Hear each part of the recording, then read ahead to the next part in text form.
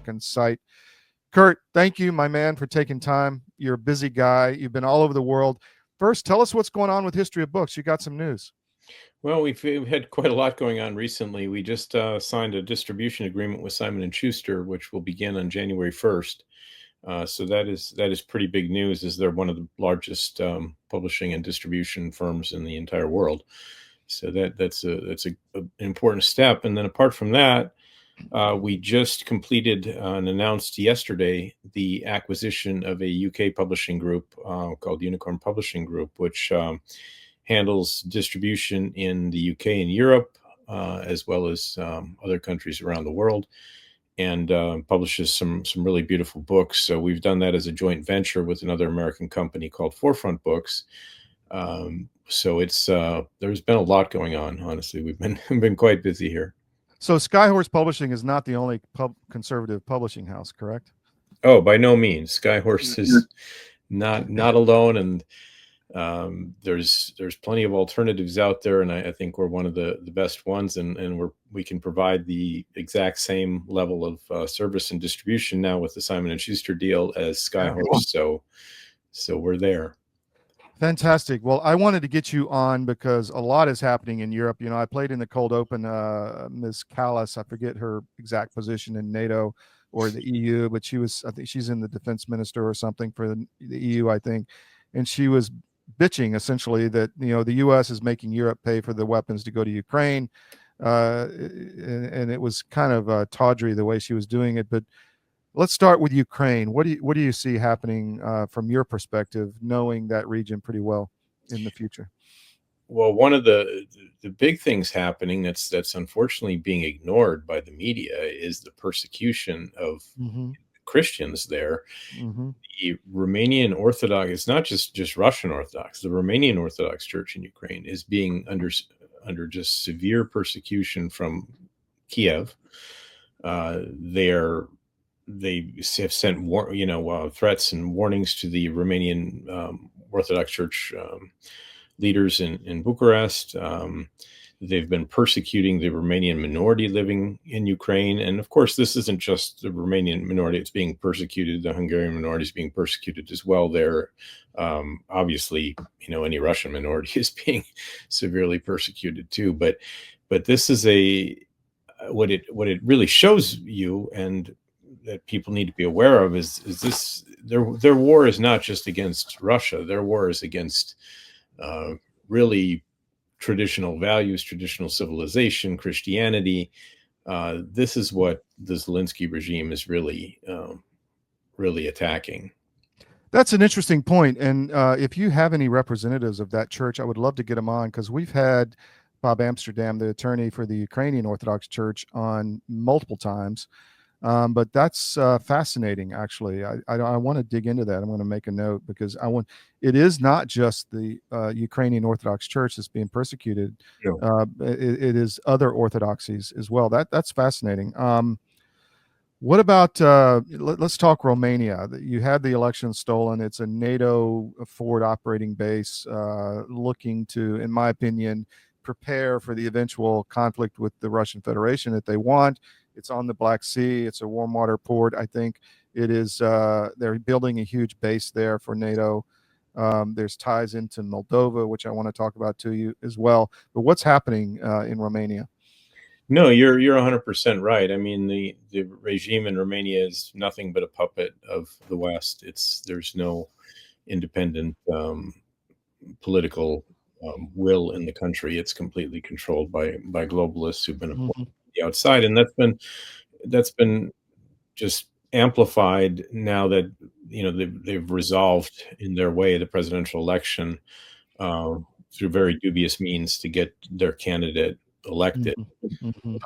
They had gone through canceling the election, something unheard of in any European country, since World War II practically, which they had just went ahead and blatantly did, and then really bragged about it. I mean, all European leaders in Brussels and elsewhere. You see the French have a lot of influence there under the Macron regime. With the Romanian leaders, I mean, they're pretty much puppets of Macron in a way. Really? I didn't know that. Huh. He's the one that they really take their orders from, marching orders from. So it's a difficult situation because, you know, most of the population, or at least the majority of the population, is certainly you know, pro-Romanian and not pro-globalist, and that's the conflict, of course. Do they have a situation? A lot of people are waking up to, you know, the whole Brigitte Macron thing. I mean, she's obviously a dude. I mean, is there anything going on in Ukraine like that, where they put like some weird sexual thing in the leadership, or is that not happening? I haven't seen that in Romania yet, because I think that might be a bridge too far for the culture and the people, because, you know, it's a much more conservative culture. Of course, you know, if they want to attack someone, they'll use, you know, sexual crimes all the time. That's modus operandi for attacking anyone there. But as far as, you know, doing what like the French have done or something like that, that hasn't come there yet. Not to say that it won't eventually, because obviously they keep pushing that LGBT agenda, you know, in Romania and, well, anywhere they can, really, in the region, which is very much opposed to the traditional culture of these countries, you know, and when you're forcing it upon, you know, peoples throughout the region there, you're causing a lot of animosity and resentment, and really you're trying to undermine and destroy the culture, which of course ties into the whole EU forced immigration policy to try and put more and more migrants from the Middle East and Africa and other places into countries like Romania and Bulgaria and other places. Hungary has really been the only one that's had a firm resistance to that. They're trying hard to get rid of Orban, but fascinating. Kurt, do you have time for another segment? Can we take a quick break? Sure. All right, we'll be right back. Thank you.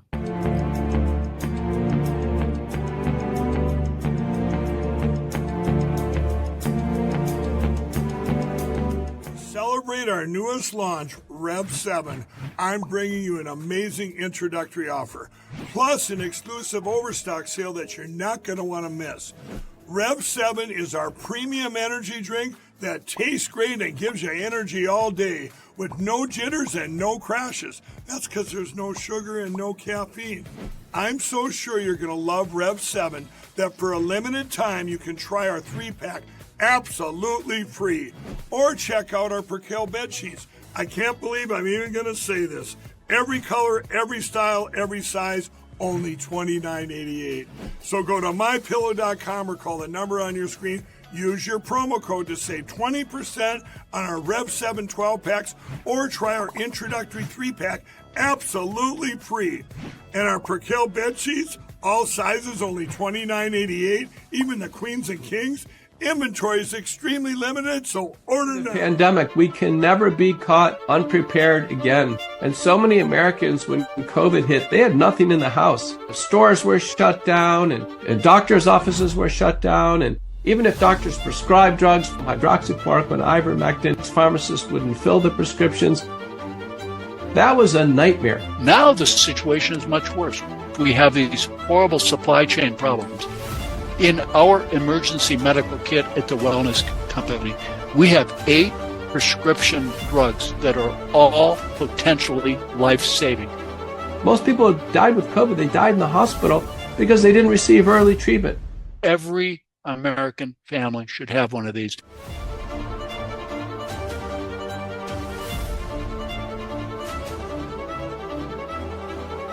I can tell you the Wellness Company kit is the answer.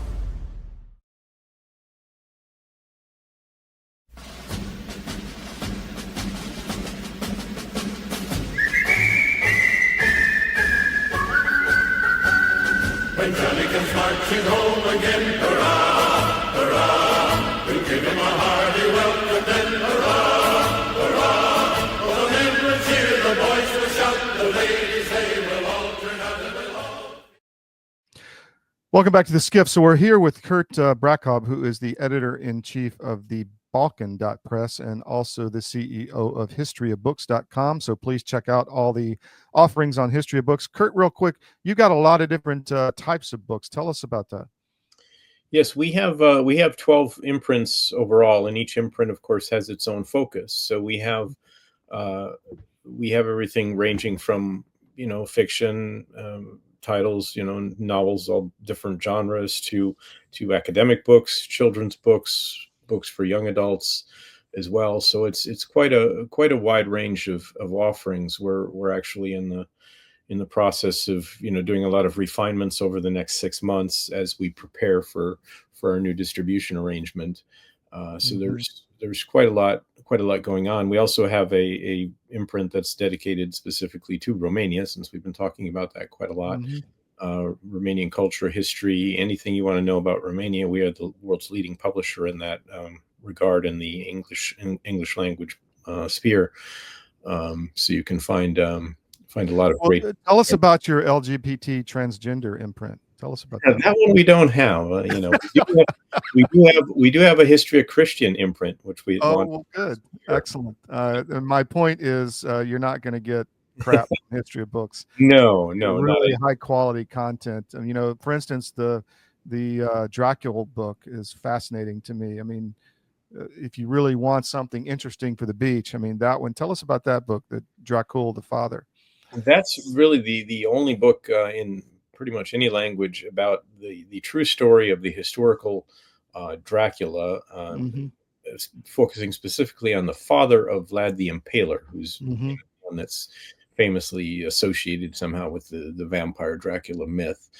But his story is fascinating because the whole name Dracula really comes from him, from the fact that he received the Order of the Dragon, which is a great crusading order to try to to stop the Muslim invasions, which were happening then as now in Europe.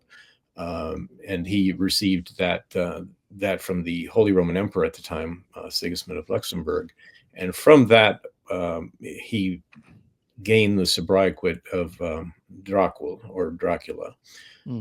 That's kind of where it all comes from. But he had a very fascinating life and history, and this book tells the story for the very first time. And then just to mention a couple of other things on the publishing side, we have of course, the Histria Christian imprint I just mentioned. We just signed a deal with Logos to do enhanced editions of their books, and why that's important is Logos is the leading publisher of Bibles and Christian materials and things like that. So that the fact that we've made this arrangement with them really has enhanced our whole Christian imprint and really taken it to the next level. So fantastic. So very good in that regard. And then last thing to mention, but not least, of course, is the joint venture that we have together with CDM for Vindicta Publishing, which has a lot of great books. And we were talking earlier about Ukraine, and there we have a really good book on Ukraine by Thierry Laurent, who's a frequent guest of your programs as well, who is lived and worked in Ukraine. He's an intelligence analyst, very knowledgeable guy, and it really gives you the whole story of what's behind all of this war, why it started, when it's how it started, right, everything like that. So if you really want to dig deep into Ukraine, then I highly recommend that you get a copy of that book. And for our audio audience, that's Ukraine: A Warning to the World, available at Histria Books. So we're talking about a lot of these books. The election's over, and we're focused on this and getting some of these stories out. We had Mr. Frobel on recently talk about the Anastasia book, and we're going to have Jason Hill back on to talk about his book. What's the title of that? It's about an atheist becoming a Christian. Letters to God from a Former Atheist. Got it. Okay, so we'll have Jason's a fantastic writer. And really has a very powerful story to share. So yes, by all means, that's a book, a must read. Well, I wanted to talk to you about, so you have Romania and Ukraine, and then you have in between Moldova, which was a former Soviet republic. Wine was made in the Soviet Union, of all things, I think, or most of it. And it's a sliver, and then there's a sliver of that called Transnistria, where there's 2,500 Russian troops guarding an ammo dump from the Cold War, where the ammo is sitting there rotting. I don't know if it's been transferred to the Ukraine front or not, but a lot of talk of the Russians trying to go up to Odessa and connect to Transnistria. What do you see happening? And then there's a lot of talk with Moldova becoming the next kind of Ukraine by NATO, doing what it did to Ukraine and going to try to do it to Moldova. What do you think? Well, Moldova presents a unique problem. Well, for one, because it's really an artificial country in a lot of ways. Mm-hmm. I mean, you have to understand how that country came about. I mean, if you go back before World War II and historically, there was a brief period of Russian occupation, or not that brief, but a century of Russian occupation, essentially, at one point. But it was always part of Moldova, which is Romania. Mm-hmm. I mean, Romania is comprised of Moldavia, Wallachia, and Transylvania. Those are the three major provinces that form what we now know as Romania. But historically inhabited by Romanian populations largely. And what happened is when Stalin and Hitler made their famous pact, non-aggression pact in 1939, on the eve of the outbreak of World War II, part of that, the secret protocols of that, was that the Soviets could take, what they called Bessarabia and northern Bukovina, which is just the part north of that. This city of Chernovitz is today as well. So that was taken by the Soviets then, and the Soviets carved it up and created a remnant of it, which they called Moldova, as an independent country, well, in a province of the Soviet Union at that time, a Soviet Socialist Republic. And what Stalin did, because he was trying to, because that held the largest portion of the Romanian people there, and of course, they were doing their best to deport as many as they could to Siberia and to try to depopulate as best they could, but also to maintain better control of that Soviet Republic. They annexed to it this portion which was never part of Moldavia, which we call now Transnistria, which is on the other side of the Dniester River, and that became the Soviet Socialist Republic of Moldova. And then when the Soviet Union collapsed, like most of the other provinces, Moldova declared its independence.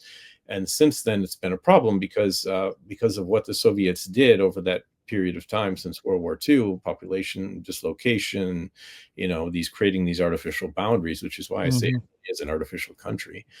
That's created a lot of ethnic problems, and actually an entire war there in the early 90s. Yes. Yeah, entire war in Transnistria as well, which is why you still have the Russian troops based there and everything else. But it really comes down to this, these artificial borders. I mean, Transnistria really shouldn't be part of Moldova. There's no reason for it. It was just Stalin's idea. And of course, there's territories that are occupied by Ukraine that really belong to that region. But all of it technically is Romanian territory. And there's a lot of talk in the 1990s about, Moldova joining Romania, where it historically should be and always has been. But that, you had weak puppet Romanian leaders who just basically, were following what they were told from the country, and had no interest in going down that road. If they had more, bold leaders and taken a stance similar to what Germany did, then we would be facing a bit of a different situation today than we are. But the other problem with Moldova is that it's a country that they just recently had elections, and of course the globalists, they managed to win, and barely. But the way they win is the population that they're ruling over, that's living there, is voting against them. What they do is they bring in all these people with Moldovan citizenship that don't live in Moldova, but they give them the right to vote. Well, it's a whole mail-in ballot scam is what it is. Yeah, it is, but it's a version of that. Yeah, it's a version of that, but coming from outside the country. So they're able to control the country from without, essentially, and make it abide by whatever the EU and Brussels is telling it. So so that's kind of the situation there. But given that Romania is not much different in that regard, it's a challenging situation, a challenging region. Well, if you look at the map here, you've got Odessa right there on the Black Sea, and it's not very far to Transnistria. Does it actually go, the port there, is that Moldovan or is it Transnistria, the port on the Black Sea there? No, the port is under control of Ukraine. Well, yeah. Oh, okay. Okay. Yeah, no, Moldova doesn't have a Black Sea port because Stalin carved out the whole southern part of Moldova and gave it to Ukraine. I was just looking at that inlet. It looks like there's a part of Moldova attached to that, but I guess I'm wrong. Yeah. So there's okay. no, you know. So it's just really interesting. I mean, all of this, you could easily see the Russians try to get Odessa and then connect to Transnistria. And I'm told, and I really wanted to go there when I was in Moldova, and maybe I'll go back. Well, I will go back, but I wanted to go to Transnistria because I'm told it's like going back into the Soviet Union, like all the statues and everything is just like the Soviet Union still to this day. Kind of a time travel kind of thing. Kurt, what else? Anything else you want to talk about before we go? Well, we could just talk about what's going on in Serbia briefly. Yeah, go ahead. Yeah, what's happening? A lot of there's a lot of pressure on the regime in Belgrade. Trying to really oust it with continued protests. I mean, they're determined to put in what they consider a pro-Western government, but we're really pro-globalist government is what they want in Serbia. And what the Vučić and the political leadership there is doing their best to resist it, but there's a lot of foreign influence going into that country to try to overthrow that government, to bring it in line with what the EU and the globalists want to do. And what is the effect of that, though, is pushing Serbia more and more to the Russian and Chinese sphere of influence. So you just saw that Serbia is undertaking joint military exercises with China now. For example, I mean, because they're really being forced to a situation where they have to survival protect themselves. And interestingly enough, polls in Serbia show that really about 20% of the population thinks that they should do the full pro-Western approach with all the LGBT stuff and everything else with it. 20% of the population. The rest of it is not that way. But still, that vocal minority, which is typical of any color revolution sort of thing that they do, is what they're trying to use to essentially overthrow the regime. I saw that, and I mentioned this before on another show, that Albania has become majority Orthodox Christian. Did you see that? Yeah, I have heard that, which is interesting, and it's a good trend because I mean Albania, before the Ottoman invasions was a Christian country. I mean, it was both Catholic and Orthodox, split north more Catholic, south more Orthodox, but was always a Christian country. And then the Muslims invaded, and you had a lot of conversion for different reasons. There's a lot of history behind that we could go into, but it's definitely a good sign. However, Albania is still another country that is completely a puppet regime of the West right now. Right, unfortunately. Yeah. Kurt, thank you very much. Love your knowledge. It's vast and deep, and good luck with the changes at Histria Books. And everybody, spend some time over the weekend, go to historyofbooks.com, and I guarantee you'll find something really interesting and you'll want to order it. So, Kurt, thank you very much. We'll have you back. Thanks, Todd. Talk to you soon. All right. Okay. Take care.